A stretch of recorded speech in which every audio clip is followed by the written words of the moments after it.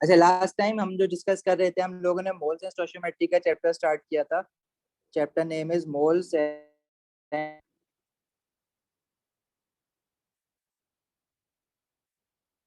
Stoichiometry. अच्छा जी, इसमें भी discuss that 1 mole of anything has a mass equals to atomic mass, and 1 mole of, अगर किसी भी एटम्स की बात कर रहा हूँ, तो 1 mole of any atom has a mass equals to their atomic masses, and 1 mole of any molecule has a mass equals to their molecular masses. And 1 mole has 6 exponent 23 atoms, अगर आप atoms की बात कर रहे हो. But if you are talking about molecules, then 1 mole of any molecule will have 6 exponent 23 molecules. But if you are talking about ions, then 1 mole have 6 exponent 23 ions. Then we talked about gases, that 1 mole of any gas always occupies a volume of 24 decimeter cube. But ये सिर्फ gases के लिए होता है, and only for those gases that are at RTP. RTP means room temperature and pressure. अच्छा, decimeter cube को centimeter cube.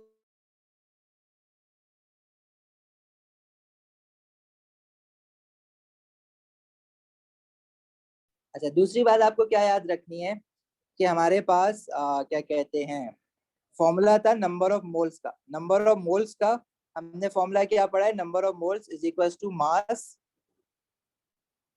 Over atomic mass. ठीक है, अगर तो एटम्स की बात कर रहे हैं तो इसको शॉर्ट फॉर्म में हम ऐसे लिखते हैं, n is equals to mass over AR. But if you are talking about molecule और compound, then this formula would become number of moles mass over molecular mass. ठीक है, number of moles mass over MR.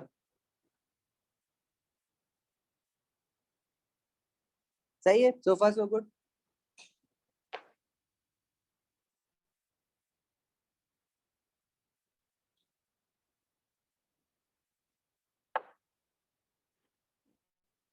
फिर हमने कुछ questions किए थे, मैंने आपको जैसे एलिमेंट्स का और कंपाउंड्स का मास दिया था, मैंने कहा था कि उसको मोल्स में कन्वर्ट करना है. और मोल्स को हमने फर्स्ट क्लास में, बल्कि 2 क्लासेस हुई थी, एक क्लास रिकॉर्डेड है, दूसरी क्लास हमने वो रिकैप लिया था, तो रिकॉर्डेड नहीं है. ठीक है, तो वो बात सारी चीजें तो सेम थी उसमें. फिर हमने एग्जांपल ली थी कि if you are talking about 1 mole of atoms, let's say अगर मैं बात कर रहा हूँ 1 मोल ऑफ सोडियम एटम्स की, तो 1 मोल ऑफ सोडियम एटम्स का जो मास होगा, अब ये 1 मोल ऑफ सोडियम एटम में एक सोडियम एटम नहीं होगा, they will be 6 exponent 23 sodium atom, जिसको हम 1 मोल कह रहे हैं. The combined total mass of this much number of sodium atoms would be equal to 23 gram, जो कि सोडियम का रिलेटिव एटॉमिक मास है given in the product table. Similarly अगर मैं बात कर रहा हूँ 1 मोल ऑफ calcium atoms की, तो 1 mole of calcium atom will not have 1 calcium atom, but it will have 6 exponent 23 calcium atom, and the combined total mass would be equals to 40 gram, which is the relative atomic mass of calcium. ठीक है, यही बात हो रही थी ना. Then we talked about molecules or compounds, that if we have 1 mole of carbon dioxide molecules, the 1 mole of carbon dioxide molecules में there are 6 exponent 23 carbon dioxide molecules, and their combined total mass would be equals to 44 gram, which is the molecular mass of carbon dioxide. इसी तरह अगर मैं, carbon dioxide भी gas है और ammonia भी gas है, इनके मॉलिक्यूल्स होते हैं, तो 1 mole of ammonia molecule will have 6 exponent 23 ammonia molecules, and their combined total mass would be equal to 17 gram, which is the molecular mass of ammonia. And we studied how to work out the molecular masses. ठीक है, यहाँ तक सब एक ही page पे होना. अच्छा, gases के बारे में हमने ये पढ़ा था कि if the moles of the gases are equal, their volume would also be equal. ठीक है, अगर मैं कह रहा हूँ 1 मोल ऑफ कार्बन डाइऑक्साइड है, बेशक कार्बन डाइऑक्साइड का मास ज्यादा है और उसका मॉलिक्यूल का साइज भी बड़ा है, लेकिन the volume it will occupy would be same, which is equal to 24 decimetre cube at RTP. Similarly, no matter if ammonia has a smaller molecule and a lesser mass, but if the moles of two gases are equal, they will always occupy the same volume irrespective of their masses, irrespective of the type of the gas, and irrespective of the size of the molecule of a gas. If their moles are equal, their volume would be equal. Let's say अगर मैं कहूँ कि मेरे पास 1 मोल नहीं बल्कि 0.5 mole of carbon dioxide के molecules हैं, तो 0.5 मोल्स मींस हाफ मोल्स, तो 44 का जो मास है वो हाफ हो जाएगा 22 gram, and its volume would be also half, which is 12 decimetre cube. Similarly अगर मैं कहूँ कि मेरे पास 0.5 मोल्स ऑफ अमोनिया है, तो 0.5 मोल ऑफ अमोनिया मींस के उसके नंबर ऑफ मॉलिक्यूल्स भी हाफ हो जाएंगे, मास भी उसका हाफ हो जाएगा 17 का हाफ कितना होता है? 17 divide by 2 is 8.5. Mass would be 8.5 ग्राम और उसका वॉल्यूम हाफ हो जाएगा 12 decimetre. What I'm trying to explain is that if the moles of gases are equal, their volume would be equal. ठीक है, irrespective of the type of gas, no matter the gas is heavier or lighter, अगर moles equal हैं तो volume occupied भी उनका equal है. At RTP which is equal to 1 mole के लिए 24 डेसीमीटर क्यूब, तो 2 मोल के लिए 48 हो जाएगा. Got it? यहाँ तक बात समझ आई? जी सर, क्लियर है.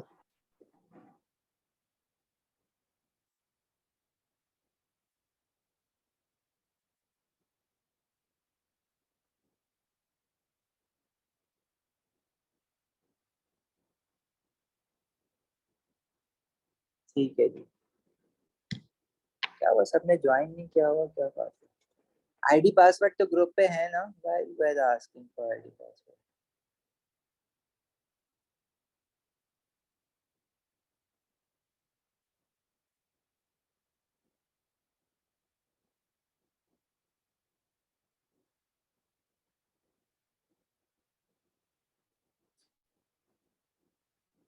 चलो आगे बढ़ते हैं. अच्छा, हम ना अब जरा क्वेश्चंस पे चल रहे हैं, पास पेपर के क्वेश्चंस पे. तो थोड़े से मुश्किल हैं क्वेश्चंस, आसान आराम आराम से पढ़ेंगे. एंड मेक श्योर जहाँ पे आपको लगे कि कोई चीज समझ नहीं आ रही है तो वहाँ पे मैं पहले आपसे बहुत सारे क्वेश्चंस करूंगा, इसमें आप लोगों को साथ करने. और कोई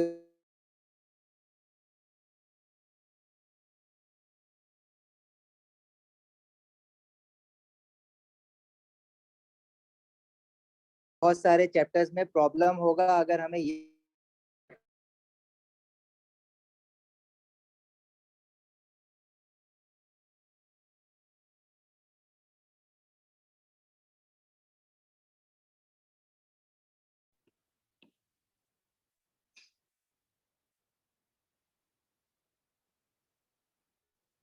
नहीं करा होगा.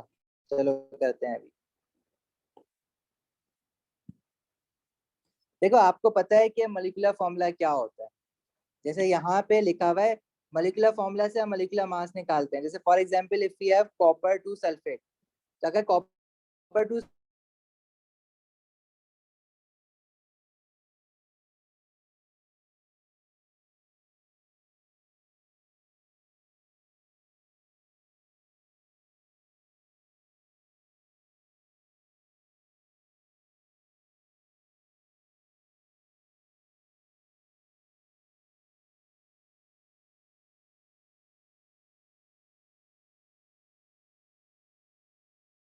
शुड हैव,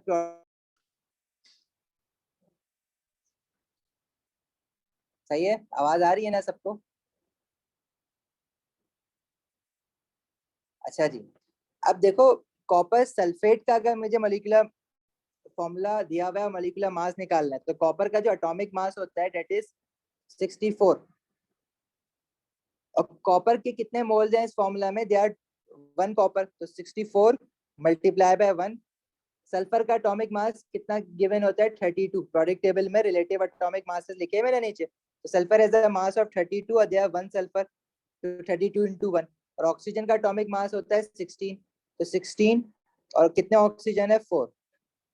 तो इसको अगर सॉल्व करोगे तो molecular mass of copper two sulphate आ जाएगा, जो कि 160 आता है.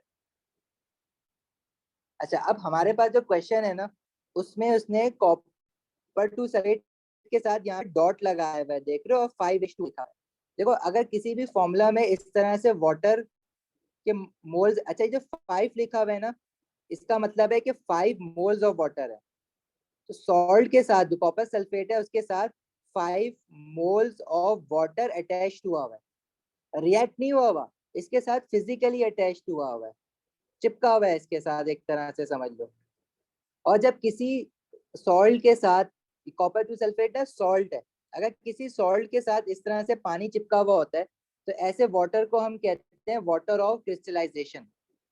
This water is known as water of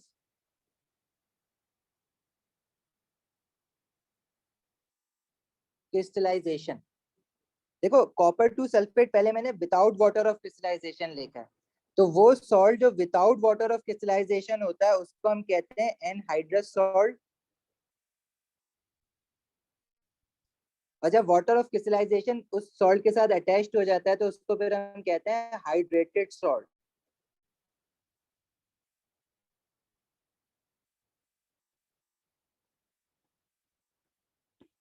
दो बातें बता रहा हूँ, एनहाइड्रस सॉल्ट क्या होता है,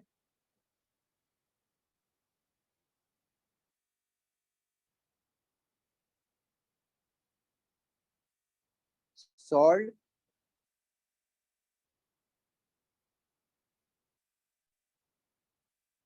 विदाउट वाटर ऑफ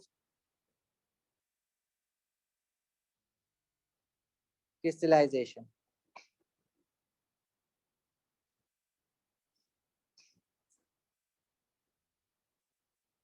और हाइड्रेटेड सॉल्ट क्या होता है, salt with water of crystallisation. Sir ये वाटर ऑफ क्रिस्टलाइजेशन क्या है? वाटर ऑफ क्रिस्टलाइजेशन वो वाटर है जो कि किसी सॉल्ट के साथ अट्रैक्ट हुआ हुआ होता है, अटैच हुआ होता है, चिपक जाता है लेकिन रिएक्ट नहीं करा हुआ होता। सही है, क्रिस्टल्स के साथ जो है ना वो चिपक जाता है, अटेंडर फंस जाता है क्रिस्टल। जैसे सॉल्ट है ना, नमक के दाने होते हैं, जैसे घरों में जो सॉल्ट है सोडियम क्लोराइड, उसके जो दाने हैं उसके अंदर जब क्रिस्टल्स बनता है तो वाटर जो है ना उसमें ट्रैप हो जाता है, that is known as water of crystallisation. तो सर हर सॉल्ट के साथ वाटर क्रिस्टलाइज कर लेता है? तकरीबन हर सॉल्ट के साथ हो जाता है, आप उस सॉल्ट को हीट करो उसमें से वाटर ऑफ क्रिस्टलाइजेशन एवापोरेट हो जाएगा। सही है सर, सही है सही है।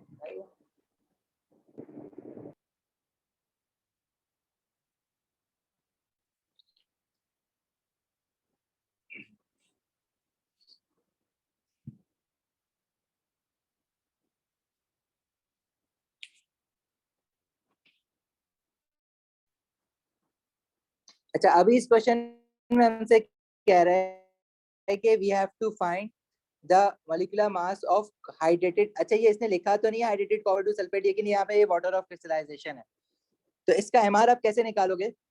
पहले तो आपने इसमें कॉपर सल्फेट का निकाल लेना CuSO4 और फिर 5 मोल ऑफ वाटर का आपने ऐड कर देना है। तो कॉपर का एटॉमिक मास 64 इंटू 1, सल्फर का 32 इंटू 1, ऑक्सीजन का 16 होता है, 4 ऑक्सीजन है। अच्छा, वाटर का एमआर निकाल के उसको पूरे को 5 से मल्टीप्लाई करोगे। हाइड्रोजन का एटॉमिक मास होता है 1 इंटू 2, ऑक्सीजन का 16 इंटू 1। ठीक है, तो ये जो फाइनल आंसर आ रहा है ये इस पूरे फॉर्मूले का मॉलिक्यूलर मास है। अभी कितना आ रहा है, दिस इज इक्वल टू 250, तो डी इसका आंसर हो जाएगा।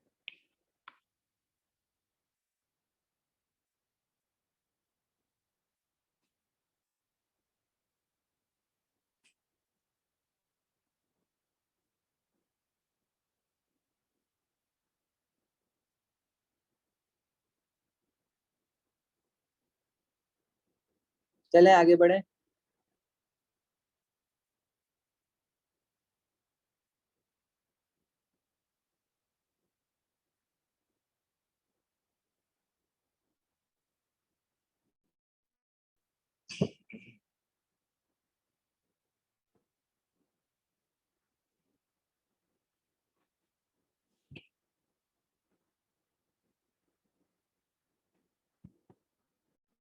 क्वेश्चन 24,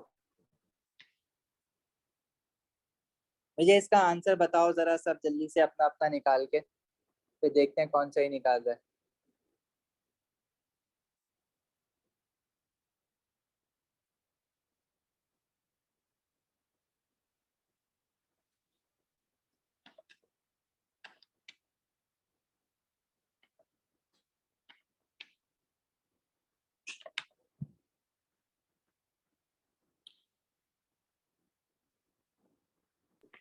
सर आंसर डी वाला है, 142 ग्राम। 142, बाकी का, बाकी लोग का क्या आ रहा है भाई।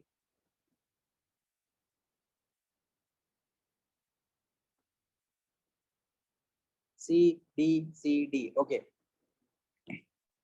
देखो उसने कहा है the relative atomic mass of chlorine is 35.5, तो क्लोरीन का रिलेटिव एटॉमिक मास तो 35.5 है, ठीक है। अच्छा अब कह रहे हैं what is the mass of 2 moles of chlorine gas. बेटा क्लोरीन हम लोगों ने बॉन्डिंग जब पढ़ी थी तो कुछ फॉर्मूले पढ़े थे ना, जो मैंने कहा था वो आपको याद होने चाहिए। तो जो क्लोरीन गैस है उसका फॉर्मूला क्या होता है, उसका फॉर्मूला होता है Cl2। Chlorine gas is Cl2 not Cl, it's Cl2। अब ये मॉलिक्यूल है, अगर मैं 1 मोल ऑफ क्लोरीन की बात करूंगा तो 1 मोल ऑफ क्लोरीन का मास, क्योंकि ये मॉलिक्यूल है तो इसका मास इसके मॉलिक्यूलर मास के बराबर होगा। और क्लोरीन का मॉलिक्यूलर मास आप कैसे निकालोगे, एटॉमिक मास क्लोरीन का 35.5 है, इसमें 2 एटम्स है, तो 2 इंटू 35.5, तो इसका मॉलिक्यूलर मास बनेगा 71 ग्राम। तो 1 मोल ऑफ क्लोरीन का मास 71 ग्राम है। 1 मोल क्लोरीन का मास 71 ग्राम है। 2 मोल क्लोरीन का मास कितना होगा, क्लोरीन गैस की बात हो रही है, क्लोरीन एटम्स की बात नहीं हो रही है। क्लोरीन गैस क्लोरीन मॉलिक्यूल्स होते हैं, क्लोरीन एटम नहीं होते। तो 2 मोल क्लोरीन गैस का जो मास होगा वो डबल हो जाएगा इसका, क्रॉस मल्टीप्लाई करो इसको, रेशियो मेथड है ना, रेशियो मेथड भी पढ़ना है आगे। तो 2 इंटू 71, ये जो 2 जो है वो 71 से मल्टीप्लाई हो जाएगा, और x इंटू 1, तो x क्या आ जाएगा, 2 इंटू 71 इज 142 ग्राम्स। अब जितने लोग सी बोल रहे थे, अब मुझे बताओ समझ आ गई बात, क्या आंसर डी क्यों है।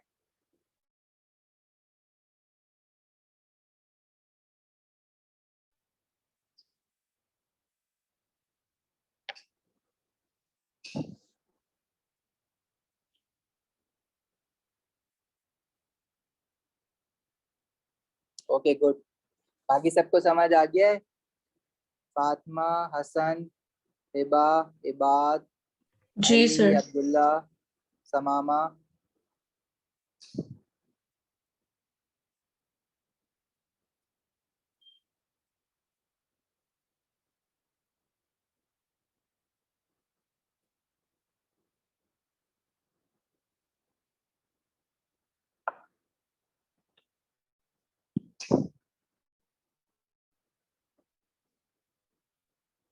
अच्छा जी,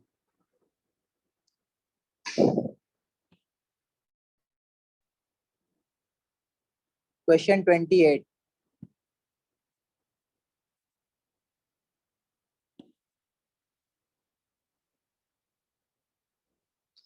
What has the same mass as 0.25 mole of copper atoms? Copper atoms हैं 0.25 मोल ऑफ कॉपर एटम्स। कह रहा है इनमें से किस ऑप्शन का मास सेम होगा, जो 0.25 मोल ऑफ कॉपर एटम का मास है, पहले तो वो निकालो ना कि 0.25 मोल ऑफ कॉपर एटम का मास कितना होगा, और नंबर ऑफ मोल्स अगर आपको गिवन है, और अगर आपको मास निकालना है तो कैसे निकालोगे, आपको फॉर्मूला बताया ना, number of moles mass over, क्योंकि ये एटम्स हैं तो फिर हम एटॉमिक मास करेंगे। नंबर ऑफ मोल्स दिए हुए हैं 0.25, मास आप निकालो। एटॉमिक मास कॉपर का प्रोडक्ट टेबल से देखो 64 ग्राम होता है, उसका मास आ जाएगा 0.25 into 64 which is equal to 16 grams. ठीक है, तो 16 gram is the mass of 0.25 mole of copper atoms. अब इनमें से किस ऑप्शन में 16 ग्राम मास बन रहा है वो हमें चेक करना है। ठीक है, हम ऑप्शन ए से स्टार्ट नहीं करेंगे, हम ऑप्शन डी से चेक करना स्टार्ट कर रहे हैं। अब ऑप्शन डी में दिया हुआ है 2 मोल ऑफ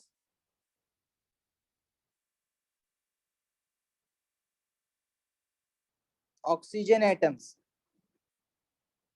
अब देखो 2 मोल ऑफ ऑक्सीजन एटम का मास कितना होगा वो कैसे निकालेंगे, again same formula, number of moles mass over atomic mass. Oxygen atoms के 2 मोल्स दिए हुए, मास उसका हमें निकाल के देखना है कि क्या वो कॉपर के 0.25 मोल यानी 16 ग्राम के बराबर आ रहा है या नहीं आ रहा। एटॉमिक मास ऑक्सीजन का प्रोडक्ट टेबल देखोगे, क्योंकि ये एटम्स है ना, तो हम एटॉमिक मास लिखेंगे इसकी जगह पे 16। इसका मास आएगा 2 into 16 which is equal to 32 grams. तो ये 16 ग्राम तो नहीं आ रहा है, तो 32 ग्राम्स आ रहा है। इट मीन्स के डी हमारा आंसर नहीं है।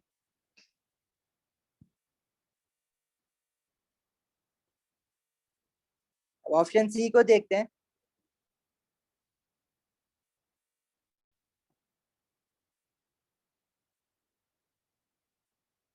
ऑप्शन सी में उसने दिया हुआ है 1.5 मोल ऑफ वाटर मॉलिक्यूल्स। अब वाटर का फॉर्मूला बेटा आपको याद होना चाहिए, वाटर का फॉर्मूला होता है H2O।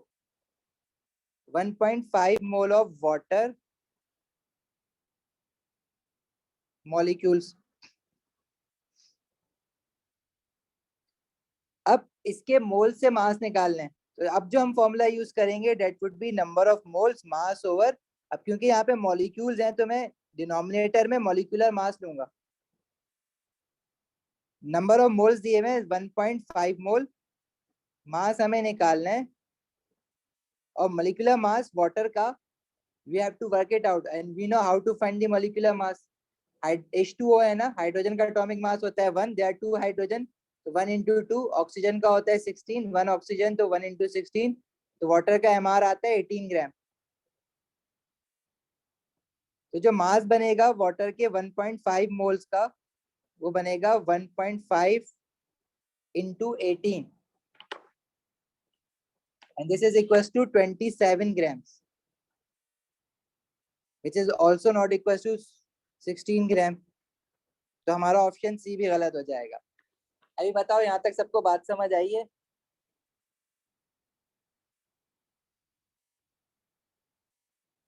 जी सर, बात तो समझ आ गई, लेकिन सर हमने नीचे से चेक करना स्टार्ट क्यों किया था?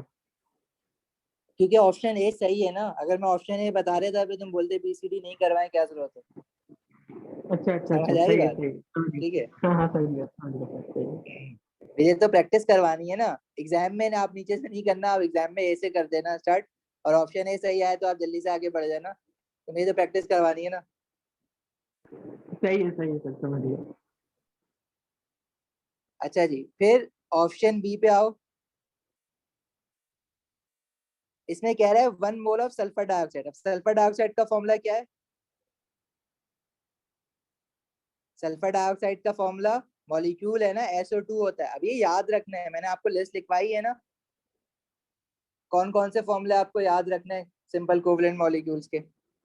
अब 1 मोल ऑफ सल्फर डाइऑक्साइड का जब आप मास निकालोगे तो अगेन फॉर्मूला तो वही है ना, number of moles mass over MR करेंगे क्योंकि मॉलिक्यूल्स हैं।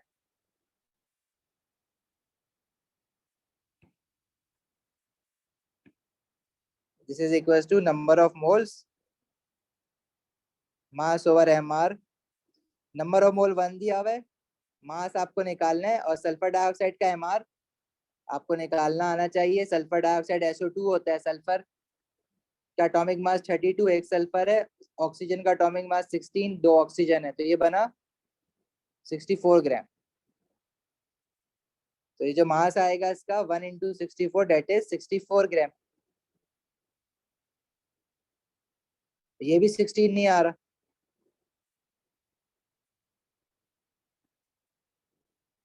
ठीक है, अब ऑप्शन ए करते हैं।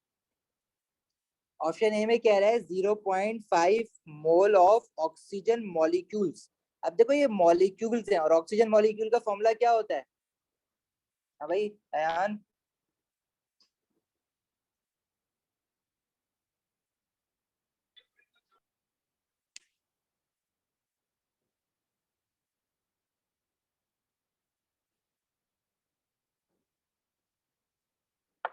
क्या हो गया भाई? ऑक्सीजन मॉलिक्यूल्स का फॉर्मूला क्यों नहीं बता रहे हो? O2। O2। तो इसके 0.5 मोल का मास कैसे निकालोगे? Number of moles mass over denominator में क्या लोगे, AR या MR? MR, क्योंकि मॉलिक्यूल है। बिल्कुल। मोल्स कितना है? 0.5। मास आपको निकालना है, और ऑक्सीजन का O2 का MR कैसे निकालोगे? ऑक्सीजन का एटॉमिक मास होता है 16, दो ऑक्सीजन है, तो 16 into 2 is 32। इसका मास कितना आएगा? 0.5 into 32, कितना बना? 16 ग्राम बना। कॉपर के 16 ग्राम के इक्वल। ये आपका ऑप्शन है। देखिए एग्जाम में इतनी सारी वर्किंग नहीं करनी है, एग्जाम में तो आप ऑप्शन ए से ही स्टार्ट करोगे ना, और ये सब लिख लिख के थोड़ी करना होगा एग्जाम में।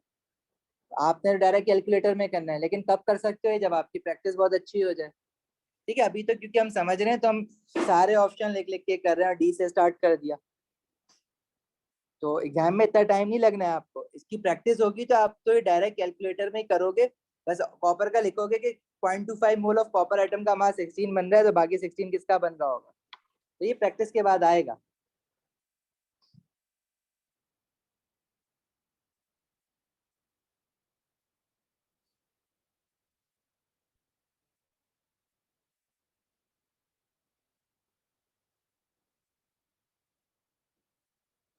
चलें आगे बढ़े।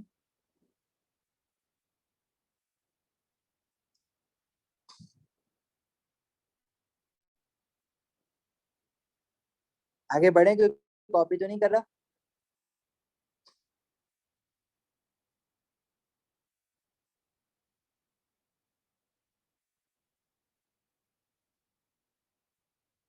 Okay.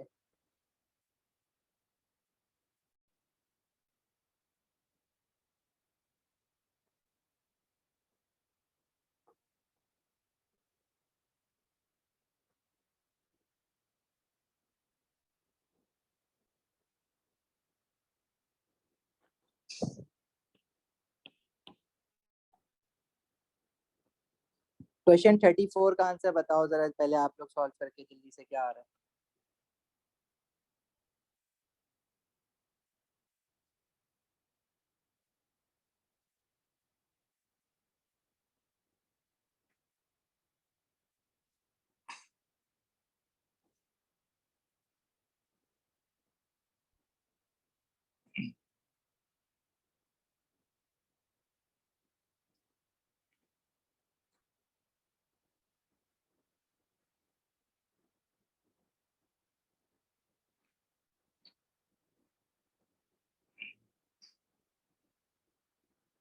Which gas contains the same number of molecules as 9 gram of water?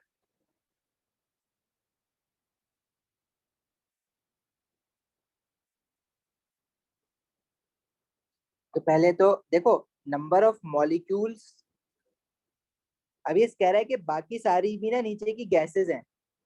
अब 2 ग्राम ऑफ हाइड्रोजन, तो ये हाइड्रोजन एटम्स मत ले लेना उसको। अब हाइड्रोजन गैस का फॉर्मूला आपको याद करवाया ना, उसने जब गैस बोला है तो इट मीन्स कि ये हाइड्रोजन एटम नहीं है, this is hydrogen gas. Hydrogen gas का फॉर्मूला क्या होता है, H2। नाइट्रोजन गैस का फॉर्मूला क्या होता है, N2। उसने नीचे गैस लिखा नहीं है, लेकिन उसने कह दिया ना कि सब गैसेस हैं, विच गैस कंटेन्स। ऑक्सीजन गैस का फॉर्मूला क्या होता है, O2, और कार्बन डाइऑक्साइड गैस का फॉर्मूला क्या होता है, CO2। देखो बेटा, गैसेस के बारे में एक बात हुई है ना, अभी शुरू में क्लास में भी रिकॉल किया था हमने, कि 1 मोल की चाहे कोई भी गैस हो, अगर उनके मोल्स इक्वल हैं तो उनकी दो चीजें इक्वल होती हैं। एक तो नंबर ऑफ मॉलिक्यूल्स इक्वल होते हैं, जैसे अगर मेरे पास 1 मोल ऑफ हाइड्रोजन गैस है तो उसके मॉलिक्यूल्स कितने होंगे, 6 एक्सपोनेंट 23 हाइड्रोजन मॉलिक्यूल्स। वॉल्यूम भी इक्वल होगा उनका, लेकिन मासेस डिफरेंट हो सकते हैं। जैसे 1 मोल ऑफ हाइड्रोजन का मास 2 ग्राम होगा। इसी तरह अगर मैं 1 mole of oxygen nitrogen gas की बात करूं तो उसमें भी नंबर ऑफ मॉलिक्यूल्स तो सेम होंगे, और वॉल्यूम भी उसका सेम होगा, बस मासेस डिफरेंट होंगे। इसी तरह जो तीसरी गैस हमें दी हुई है, दैट इज ऑक्सीजन गैस, उसमें भी नंबर ऑफ मॉलिक्यूल उसके भी सेम होंगे अगर तो वो मोल्स इक्वल है, और वॉल्यूम भी सेम होगा। तो फर्क क्या होगा, मासेस डिफरेंट होंगे। 1 mole of nitrogen gas, oxygen gas, carbon dioxide, number of molecules इनके सेम है, वॉल्यूम भी सेम है, बस मासेस डिफरेंट है। नाइट्रोजन का एमआर होता है 28 gram, oxygen is 32 gram, carbon dioxide is 44 gram. तो अगर इन सबके 2 मोल्स ले लेंगे तो नंबर ऑफ मॉलिक्यूल डबल हो जाएंगे, वॉल्यूम भी डबल हो जाएगा, लेकिन रहेंगे तो इक्वल ना, अगर मोल्स इक्वल है। तो वो कह रहा है कि which gas contains the same number of molecules as 9 gram of water. अच्छा, वाटर रूम टेम्परेचर पे गैस नहीं है, लेकिन अगर मैं 1 मोल ऑफ वाटर लूंगा तो चलो लिक्विड है, तो हम अभी वॉल्यूम की बात तो नहीं कर रहा ना, नंबर ऑफ मॉलिक्यूल्स की बात कर रहा है। तो अगर मैं 1 मोल ऑफ वाटर के मॉलिक्यूल्स लूं तो उसमें भी नंबर ऑफ मॉलिक्यूल्स कितने होंगे, 6 एक्सपोनेंट 23 वाटर मॉलिक्यूल्स, राइट। बताने का मकसद क्या है कि वो कह रहा है कि 9 ग्राम ऑफ वाटर के जो मॉलिक्यूल्स हैं उतने ही molecules option A B C D में से किसके पास है, ये क्वेश्चन है हमारा। तो आपको नंबर ऑफ मॉलिक्यूल्स निकालने के बजाय ना आप नंबर ऑफ मोल्स निकाल लो, क्योंकि अगर मोल्स इक्वल होते हैं तो नंबर ऑफ मॉलिक्यूल्स भी इक्वल होते हैं। और चाहो तो ये बात लिख भी लो, if number of moles are equal, number of molecules are also equal। तो आप 9 ग्राम ऑफ वाटर के नंबर ऑफ मॉलिक्यूल निकालने के बजाय ना यहाँ पे नंबर ऑफ मोल्स निकाल लो। और मोल्स कैसे निकालते हैं, मास दिया हुआ है वाटर का, number of moles mass over molecular mass. तो मास कितना दिया हुआ है 9 ग्राम और वाटर का एमआर आता है 18 ग्राम, तो नंबर ऑफ मोल्स बने 0.5 मोल्स। अब इनमें से जिस गैस के भी 0.5 मोल्स होंगे उसके मॉलिक्यूल्स भी उतने ही होंगे, क्योंकि अगर 0.5 मोल ऑफ वाटर ले लो या 0.5 मोल की कोई और मॉलिक्यूल ले लो तो नंबर ऑफ मॉलिक्यूल्स इक्वल हो जाएंगे, 6 एक्सपोनेंट 23 डिवाइड बाय 2 हो जाएगा। तो आपने 2 ग्राम ऑफ हाइड्रोजन के मोल्स निकालने, जिसमें 0.5 आंसर आएगा वो आपका आंसर होगा। Number of moles of hydrogen gas है, एमआर होगा इसका, इसका मास दिया हुआ है 2 ग्राम, तो 2 डिवाइडेड बाय, और हाइड्रोजन का एमआर आता है 2, तो ये आ रहा है 1 मोल। हमें जो 0.5 मोल वाला आंसर चाहिए ना, तो ये गलत हो जाएगा। अब बताओ जरा 0.5 मोल किसका आ रहा है, नाइट्रोजन का मास दिया हुआ है 14 और नाइट्रोजन का N2 फॉर्मूला होता है, एटॉमिक मास 14 होता है, तो 2 इंटू 14 इज 28 ग्राम एमआर है इसका। इसके कितने मोल्स आ रहे हैं, 0.5 मोल, तो ऑप्शन बी सही है। ऑक्सीजन का मास दिया हुआ है 32, ऑक्सीजन का एमआर भी 32 होता है, तो ऑक्सीजन क्या आ रहा है 1 मोल, ये भी गलत हो गया, option C. Option D, carbon dioxide का मास दिया हुआ है 44 और उसका एमआर भी होता है 44। अब ये आपको करके देखने की जरूरत नहीं है, जब प्रैक्टिस हो जाएगी ना आप देखोगे यार 44 है, कार्बन डाइऑक्साइड का एमआर निकाला, ये 1 मोल बनेगा, ऑक्सीजन का भी 1 मोल बनेगा। तो ये आपकी जब प्रैक्टिस हो जाएगी तो फिर ये जो सारी चीजें मैंने नीचे लिखी है ना, ये तो मैं सिर्फ समझाने के लिए लिख रहा हूँ ना। तो जब ये तो आप जब क्वेश्चन कर रहे होगे एग्जाम में तो ये सब चीजें आप समझ चुके हुए होगे, तो फिर ये सब थोड़ी लिखे रहोगे बैठ के, तो हार्डली 30 सेकंड में या 1 मिनट में क्वेश्चन हो जाएगा सॉल्व।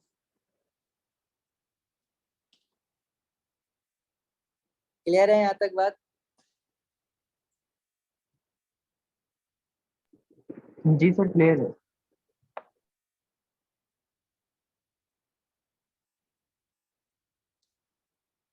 अच्छा जी।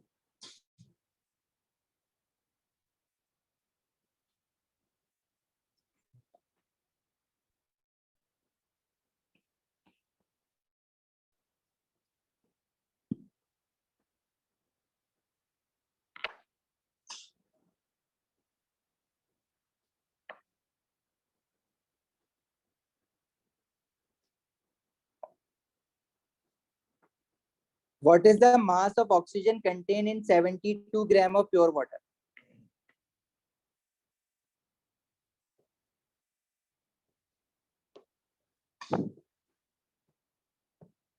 प्योर वाटर मतलब H2O, ठीक है। वाटर का जो मॉलिक्यूलर मास होता है वो 18 ग्राम होता है उसमें, क्योंकि 2 हाइड्रोजन है तो 2 इंटू 1 और एक ऑक्सीजन है तो 1 into 16 which is equal to 18 gram. अच्छा 18 ग्राम वाटर में ऑक्सीजन सिर्फ कितना है 16 ग्राम। क्या मैं ये कह सकता हूँ कि 18 ग्राम H2O में there is 16 gram of oxygen, तो 72 ग्राम वाटर में, तो वाटर के नीचे वाटर का मास देखो, 72 ग्राम वाटर में ऑक्सीजन का क्या मास होगा, ठीक है, रेशियो मेथड। अब इसको आप क्रॉस मल्टीप्लाई कर दें तो x मल्टीप्लाई हो जाएगा 18 के साथ, x इंटू 18 और 72 मल्टीप्लाई हो जाएगा 16 के साथ, तो 72 into 16, x would be equals to 72 into 16 divided by 18। ये कितना आ रहा है? सी। This is 64 gram.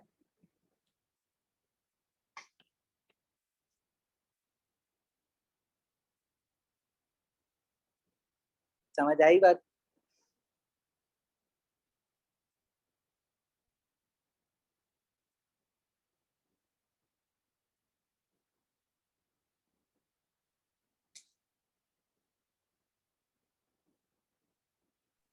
Ji sir, आगे होगा। ओके।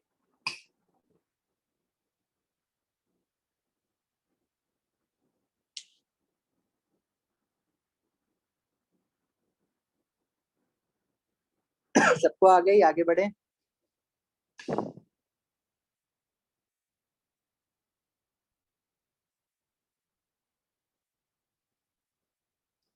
अच्छा अब देखो जरा, एक क्वेश्चन लिखो। जैसे क्वेश्चन था ना, ऐसे ही क्वेश्चन रेप्लिकेट कर रहे हैं।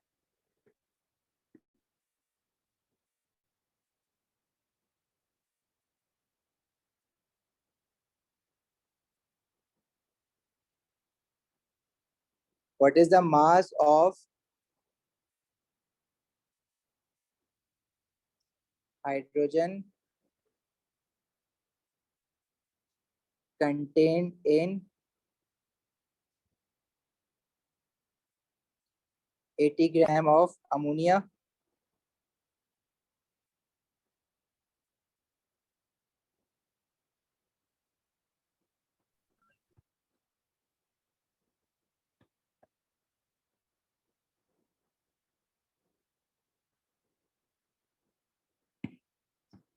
लिखो, क्वेश्चन लिखो।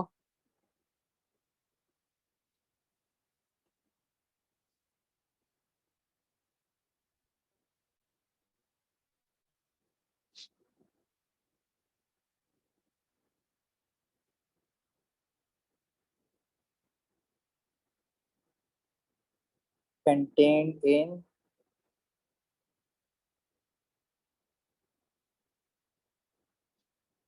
100 grams of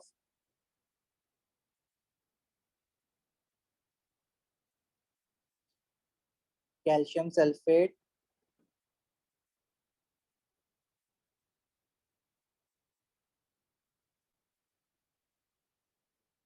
what is the mass of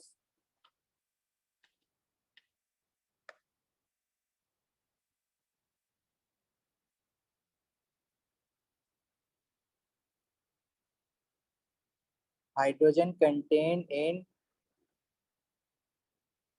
64 gram of ammonia नहीं, methane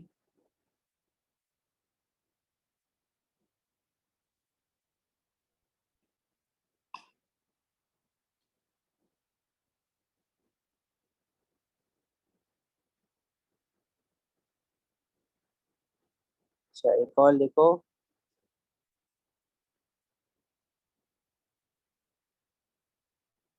what is the mass of oxygen in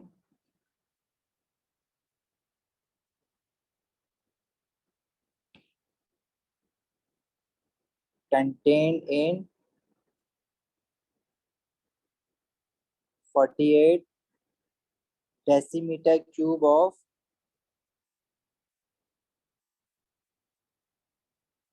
carbon dioxide gas?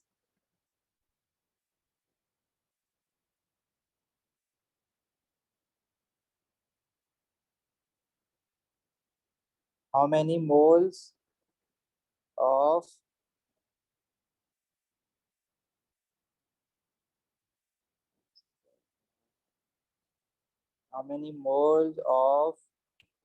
oxygen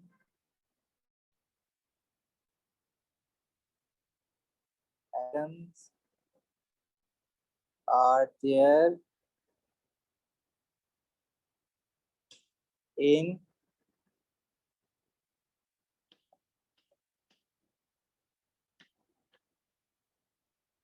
256 grams of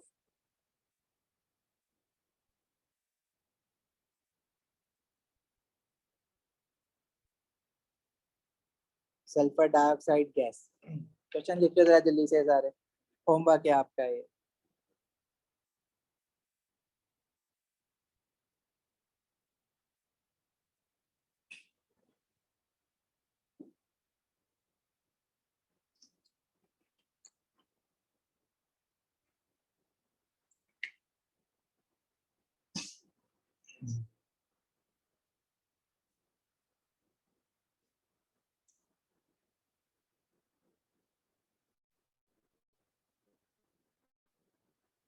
done. अच्छा जी। नेक्स्ट आपके पास ना ये मैं फाइल आपको मैं सेंड कर रहा हूँ, इसमें से कुछ क्वेश्चन मैं खुद करवाऊंगा और मजीद, और अभी कुछ क्वेश्चन ना आपका होमवर्क है। अब होमवर्क कौन कौन से क्वेश्चन है आपका? क्वेश्चन 17 जरा लिखते जाओ अपने पास, question 17 and question 22, question 23, question 24, क्या क्या बताया हमने? 17, 23, 24 और 22। अच्छा जी। क्वेश्चन 27 भी ट्राई करना। क्वेश्चन 28 अभी हमने करा, वो दोबारा करना है। क्वेश्चन 30, क्वेश्चन 32 जैसा हमने क्वेश्चन करा अभी। क्वेश्चन 33, 34 हमने करा है, वो दोबारा करना है आपको। क्वेश्चन 35,